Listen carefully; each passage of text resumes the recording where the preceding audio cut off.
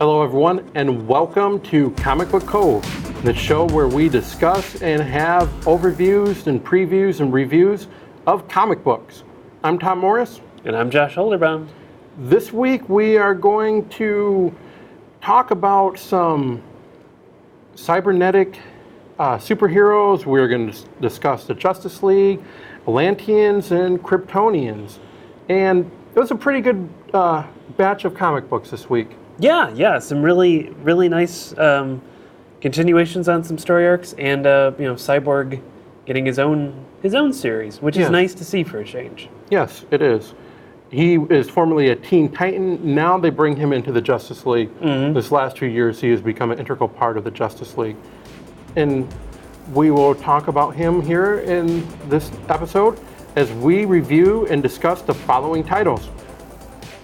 Cyborg Rebirth number 1, Aquaman number 6, Justice League number 4, Supergirl number 1, and Superman number 6.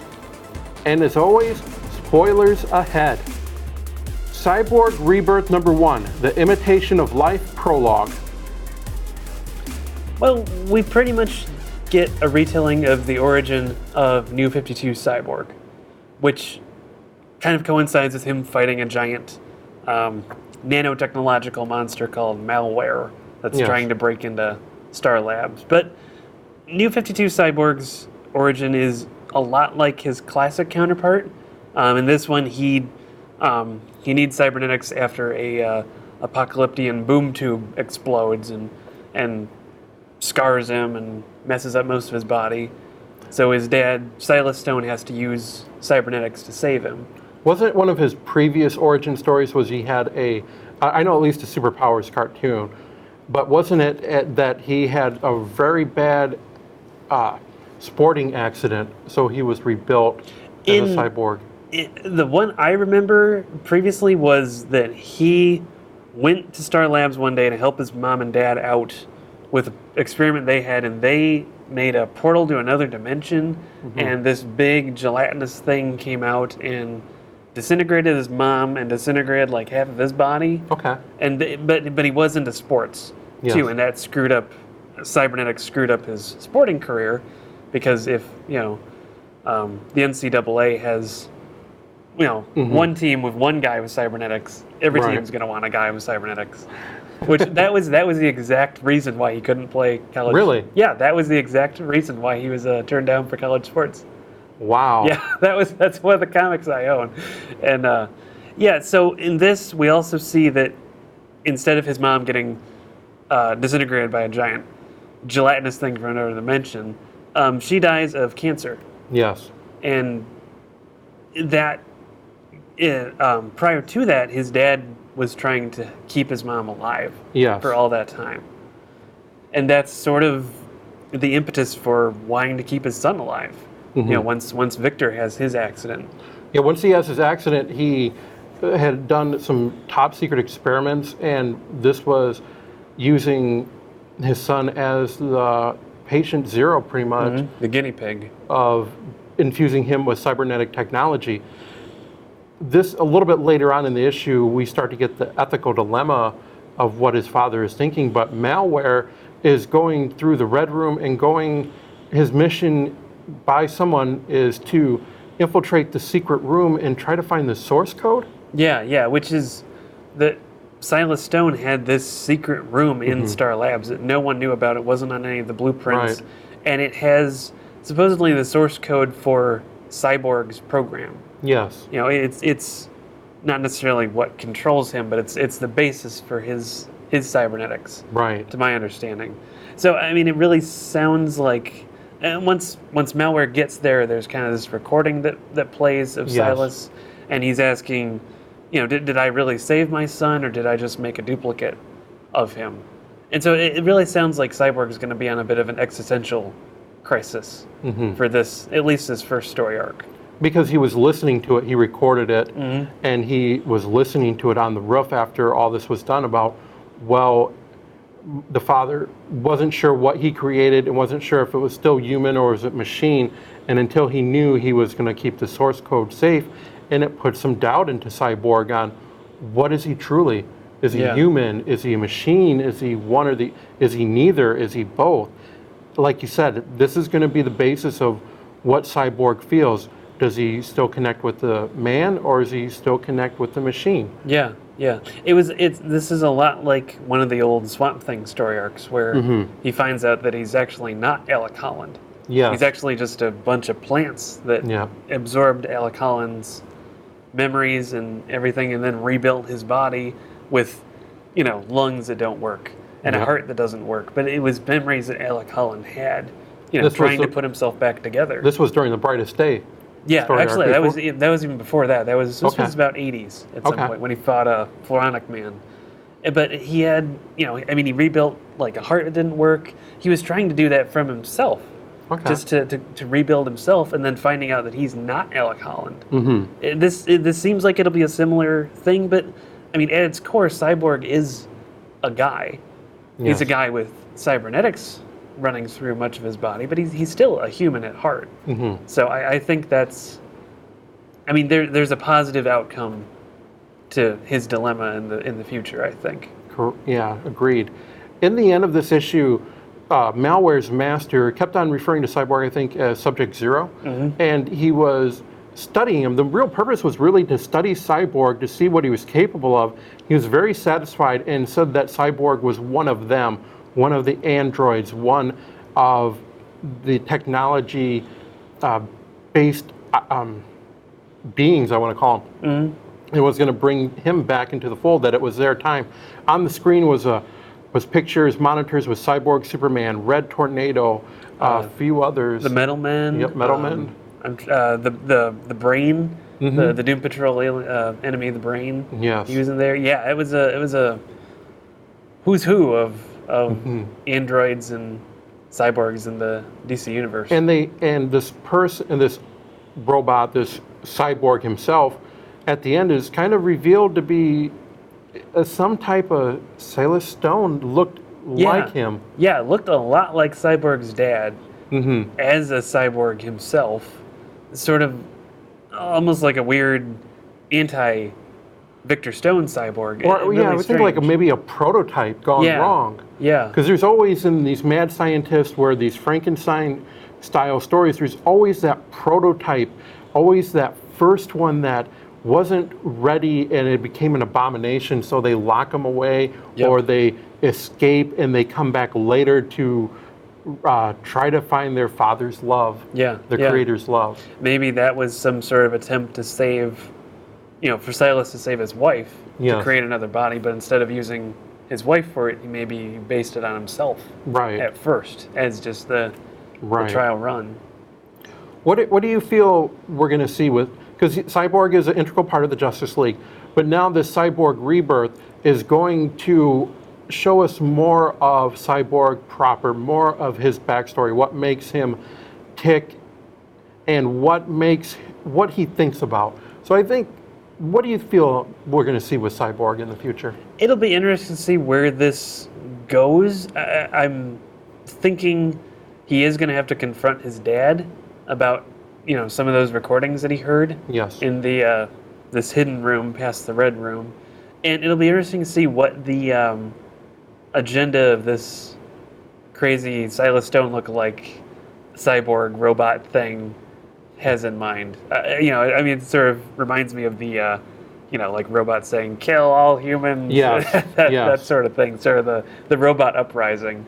We'll see what comes of that. Cyborg Rebirth #1, great starting point if you aren't familiar with Cyborg, or if you want to know more about Cyborg than what we've seen so far in the Justice League.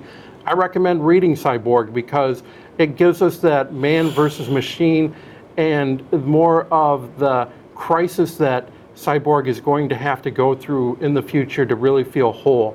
So I say read it. Yeah. It's. I figured any Cyborg comic that he would get at some point would be good. Aquaman #6, the drowning conclusion, out of his league. Aquaman versus Superman, but it's not truly a fight. It's more of Clark telling Aquaman, you need to stand down. Aquaman's telling him, no, I need to clear my kingdom's name. I need to clear my name. And Clark and him, even though they're trading punches, I don't think they're going all out on them. It's a discussion with punches. Yeah. It's a lot of talking for punches. Yeah. Yeah. Yeah, but it's really Aquaman trying to not just clear his name, but also prove sort of that he's on par with the other Justice League members through a lot of this. He refers to himself, what is it, as a black sheep? There is an Atlantean word for it, like a murloc or a murdoch or something. Yeah, that it's a fish that doesn't go with the rest of the school. Mm-hmm. And Superman compares that to a black sheep, and Aquaman feels that he's not part of the Trinity. He's not with Superman, Batman, or Wonder Woman. Mm-hmm. He's not. What did he call him? The truthful trio or something of Flash, Green Lantern, and what was the last one? Cyborg. Cyborg. Yep. Yeah. So somehow even the new guy rates the new rates team, higher than Jessica Cyborg. and Simon. They're all buddy, and there's Aquaman just sitting there alone. Yeah, sitting there with his arms crossed, pouting. Yeah, that he's at the bottom of the Justice League, and he feels that he has to sort of go out of his way to prove that to them and clear his name. And it sounds like Clark doesn't think that. I mean, at least he doesn't feel that. I mean, he values Arthur as a teammate and a friend, and I mean, he might just be oblivious to, any problem that Arthur is going through with that. I think because this Superman is more experienced, that he is thinking maybe of his past with Aquaman as opposed to New 52 Aquaman, but he has watched from a distance as well. Aquaman is more, he wants to clear Atlanteans' name. He wants to be able to bring Atlantis to the global world and to have them stand side by side with other people in United Nations, but that can't happen until he clears them. And he tells Clark, you've got to let me do this. You've got to let me do this. And Clark finally says, I'm going to let you do this, but you need to take care of it. Mm-hmm. And he's very firm, because at the end when Mira is asking Aquaman, what does that mean? It means I really need to take care of this. There is no messing around. Clark gave me a definitive line in the sand. Either you take care of it or it'll be taken care of for you. Yeah. So do what you need to do and get the result that you think that you know is right. Yeah, and it's worth noting Aquaman does essentially diffuse the situation by calling off the attacking Atlantean war fleet, which consists of lots of ships that shaped like manta rays and a few big dinosaur-looking things. Right. But I mean, he's the one who calls them off, so he really does help diffuse that situation between Atlantis and the surface world for now, at least diffusing an all-out war. Mira was I think she was just ready to just knock anything and everything out and destroy. When Arthur and Clark were fighting, she was just like, just take them out. Take them out. Yeah. No, they're, like you said, conversation with discussion with punches. Yeah, essentially. Another point in this issue was Black Mantis kills the Fisher King. Yeah, he just killed Santa Claus. Nice going, Black Manta. Yeah. Nice going, yeah. So, I mean, it seems like that was maybe his goal, at least through most of this. At least since meeting the Fisher King. Right. Is now he has control of an organization that claims to basically control all the waters, and that gives him control of the world. But how brazen is it to just kill the head of a person or the head of an organization when you don't even know how the organization operates? Do you think he just wants all the assets at his disposal? Does he go after Santa Claus and his sleigh and the reindeer? How do you your first act of killing someone without even knowing how this organization works? Yeah, I was kind of hoping we'd get a little more of an introduction to the Fisher King. I mean, who is he? How did he come to be the head of Nemo? Why does he look like Santa Claus?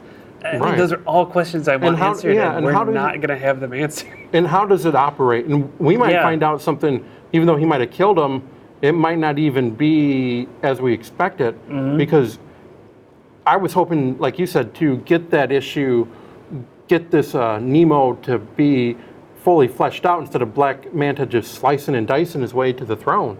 Could have almost, one possibility is this could almost be like a loyalty test. Yep. You know, bring him in, have the guy on the throne, you know, see if he goes for the Right. jugular. So we'll see where this goes, and we'll see what Black Manta does with Nemo. Finding Nemo, the Black Manta edition. I know. I'm bouncing between 100,000 Leagues Under the Sea and Finding Nemo. Right. It's really, really hard. This Aquaman, this first story arc, kind of really was a prologue to setting the tone for future Aquaman stories of, let's get all the players on the field, let's put Atlantis in discord of, they were trying to fit into the world stage and now they're on the brink of war with the world, and now Aquaman has a mystery of who is truly responsible for this, and in the meantime, Black Manta, he was defeated as an individual, but now he seemingly has an organization to back up his fight with Aquaman, where this organization was more about worldview. Black Manta is still driven by revenge. Mm-hmm. Very tunnel vision, where Aquaman's looking at the big picture. Maybe Black Manta will open up his eyes and look for world domination, but I think he'll always have that grudge and he'll always have Aquaman in his way. Yeah, exactly. Where do you see Aquaman going in future issues? It seems like it's going to be a lot of searching through Atlantis, mm-hmm. looking for whoever is playing Atlantis against the surface world, and vice versa. Yes. It'll be interesting to see where that goes. We still have to find out what Joanna Stubbs left for Aquaman at the lighthouse, too. Yep. So that's another mystery yet unsolved. And how does Aquagirl and Mira, how will they fit into everything? Mm-hmm. So far, Aquaman's been a great read as well. It's one of those, how do they, as I said at the very beginning of DC Rebirth, how do we make Aquaman cool? I think they found the formula. Yeah. As long as they've established sort of the, his self-view issues. Yes. I mean, he doesn't think of himself being that cool or that well liked. Right. So hopefully it goes up from here. Mm-hmm. Agreed. We're going to take our first break, and when we come back, we are going to discuss Justice League number 4 and Supergirl number 1. We'll be back in just a moment.